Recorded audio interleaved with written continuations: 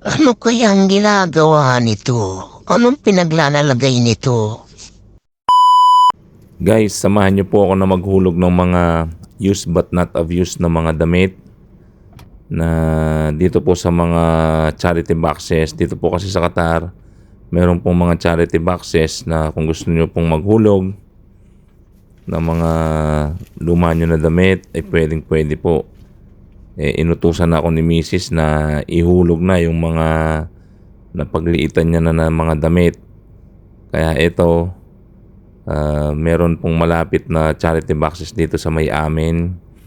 Kaya i-drop up ko na po yung mga pinaglumaan or used but not of use na mga damit, para may magamit or mas ma-donate po at marami pa pong mga pwede pong makagamit dito po sa mga damit na ito.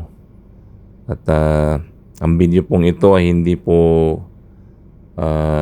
para ipagyabang, but instead ay gusto lamang pong maka-inspire ng iba pang mga kababayan upang mag-donate din po ng kanilang mga, kung meron pong maraming mga damit dyan, pwede rin po kayong mag-donate. At the same time, kung meron din po kayong mga maraming damit, baka meron pong mga nangangailangan ng mga kabayan, pwede rin po nating ibigay. Or otherwise, ipunin po natin at ipadala natin sa Pilipinas, sa mga mahal natin sa buhay sa Pilipinas. Kaya guys, this is not to brag but to inspire. Kaya salamat po sa panonood. Hanggang dito na lamang po, hanggang sa susunod. Salamat po at God bless po sa lahat.